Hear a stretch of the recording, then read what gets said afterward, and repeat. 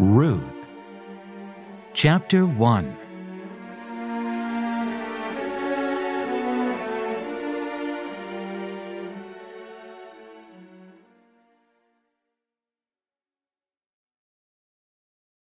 Naomi and Ruth. In the days when judges ruled, there was famine in the land, and a man from Bethlehem in Judah, together with his wife and 2 sons, went to live for a while in the country of Moab. The man's name was Elimelech, and his wife's name Naomi. And the names of his 2 sons were Mahlon and Chilion. They were Ephraites from Bethlehem, Judah. And they went to Moab and lived there.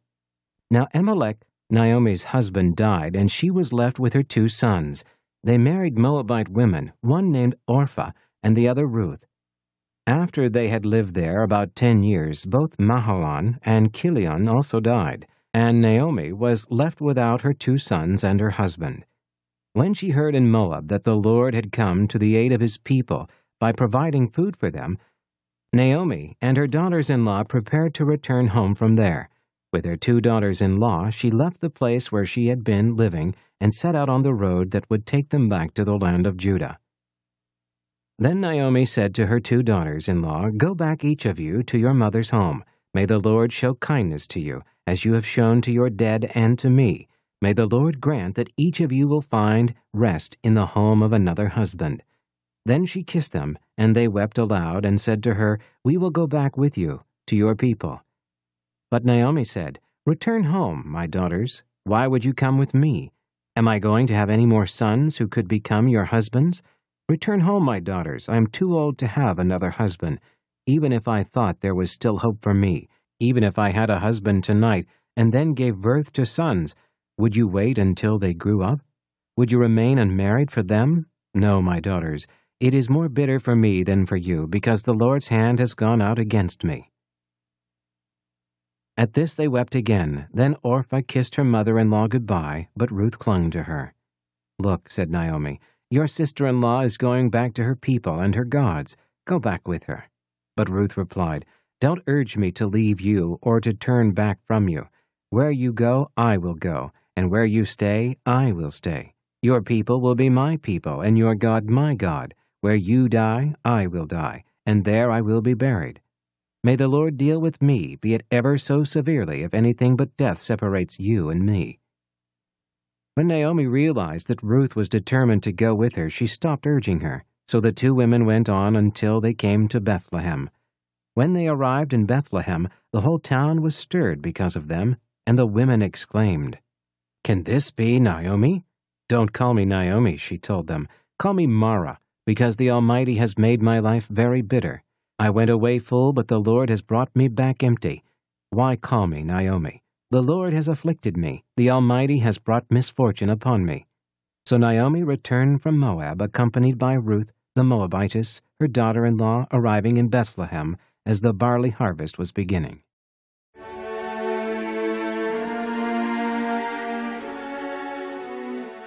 Ruth. Chapter 2.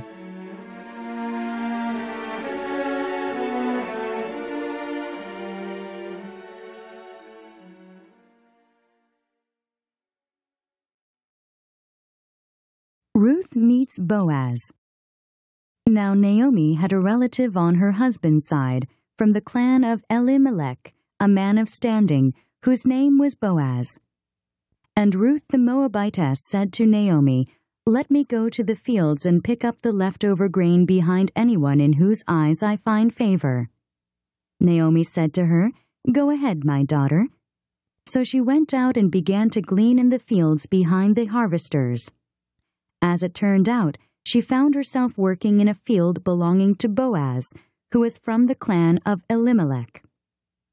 Just then Boaz arrived from Bethlehem and greeted the harvesters. "The Lord be with you." "The Lord bless you," they called back. Boaz asked the foreman of his harvesters, "Whose young woman is that?" The foreman replied, "She is the Moabitess who came back from Moab with Naomi." She said, "Please let me glean and gather among the sheaves behind the harvesters." She went into the field and has worked steadily from morning till now, except for a short rest in the shelter. So Boaz said to Ruth, "My daughter, listen to me. Don't go and glean in another field, and don't go away from here. Stay here with my servant girls. Watch the field where the men are harvesting, and follow along after the girls. I have told the men not to touch you. And whenever you are thirsty, go and get a drink from the water jars the men have filled." At this, she bowed down with her face to the ground. She exclaimed, "Why have I found such favor in your eyes that you notice me, a foreigner?" Boaz replied, "I've been told all about what you have done for your mother-in-law since the death of your husband, how you left your father and mother and your homeland and came to live with a people you did not know before. May the Lord repay you for what you have done. May you be richly rewarded by the Lord, the God of Israel, under whose wings you have come to take refuge." "May I continue to find favor in your eyes, my lord?" she said.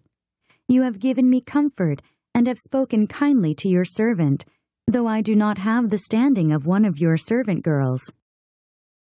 At mealtime, Boaz said to her, "Come over here, have some bread, and dip it in the wine vinegar." When she sat down with the harvesters, he offered her some roasted grain. She ate all she wanted and had some left over. As she got up to glean, Boaz gave orders to his men, "Even if she gathers among the sheaves, don't embarrass her. Rather, pull out some stalks for her from the bundles and leave them for her to pick up, and don't rebuke her." So Ruth gleaned in the field until evening. Then she threshed the barley she had gathered, and it amounted to about an ephah.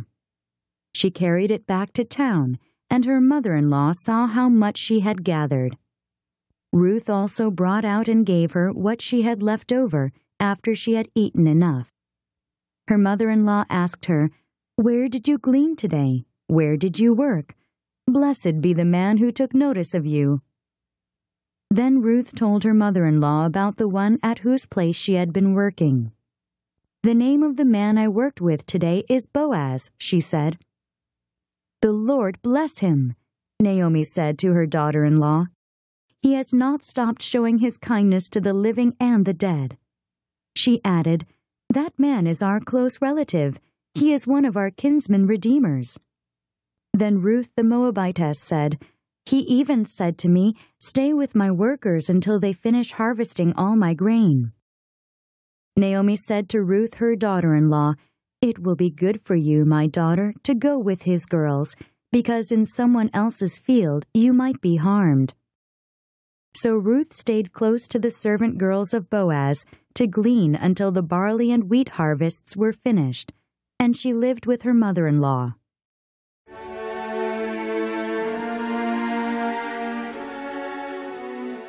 Ruth. Chapter 3.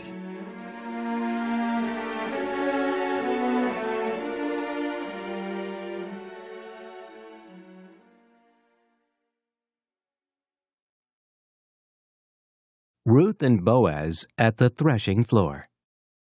One day, Naomi, her mother-in-law, said to her, "My daughter, should I not try to find a home for you where you will be well provided for? Is not Boaz, with whose servant girls you have been, a kinsman of ours? Tonight he will be winnowing barley on the threshing floor. Wash and perfume yourself and put on your best clothes. Then go down to the threshing floor, but don't let him know you are there until he has finished eating and drinking.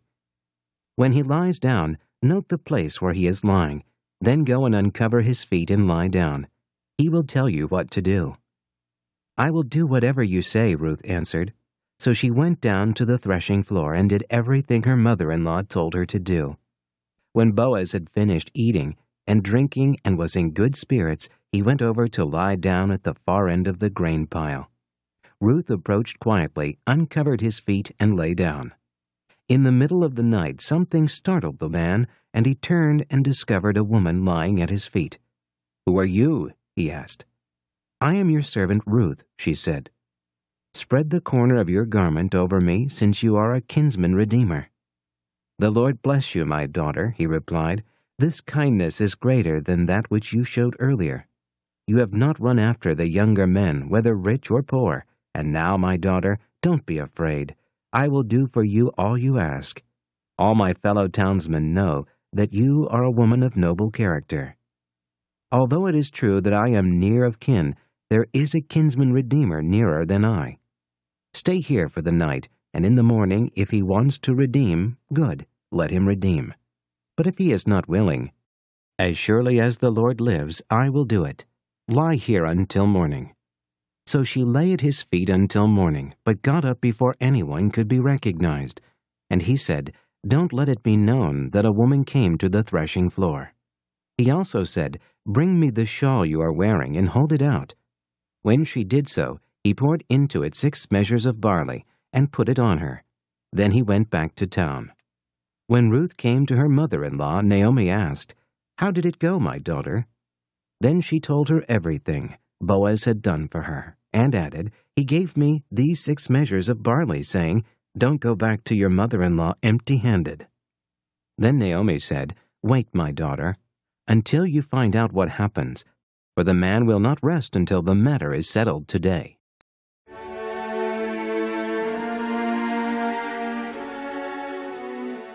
Ruth, Chapter 4.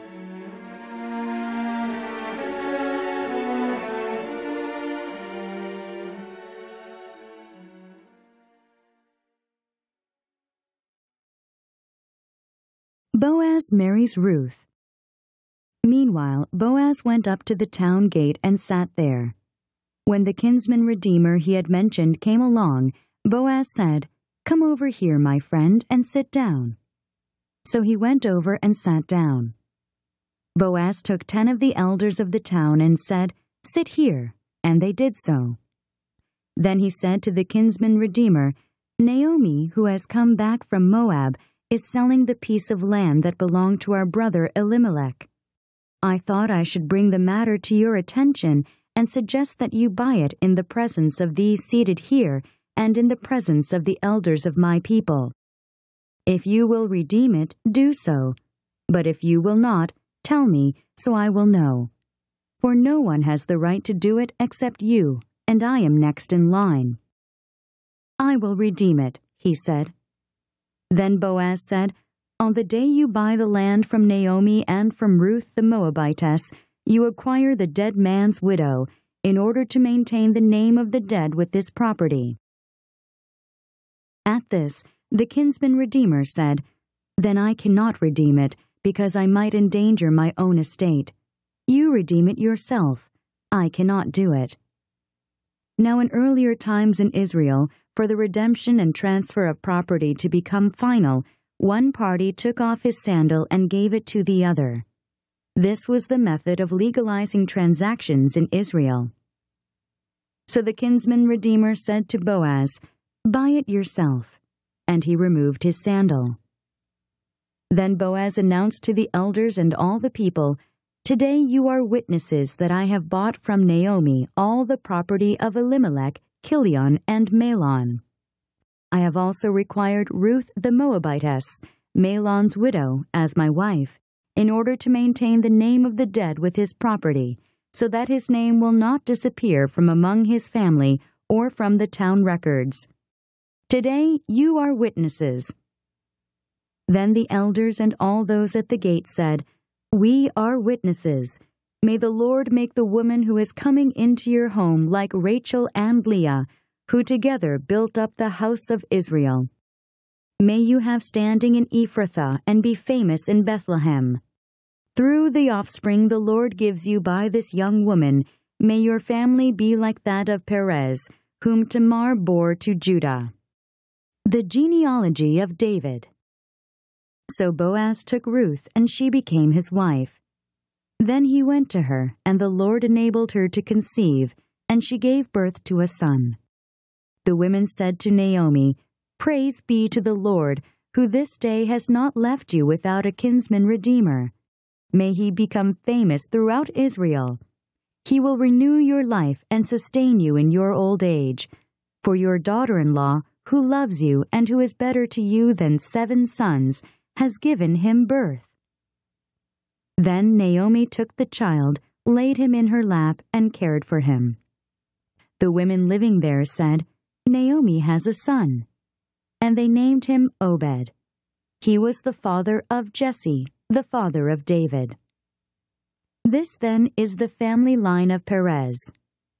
Perez was the father of Hezron, Hezron the father of Ram, Ram the father of Amminadab, Amminadab the father of Nahshon, Nahshon the father of Salmon, Salmon the father of Boaz, Boaz the father of Obed, Obed the father of Jesse, and Jesse the father of David.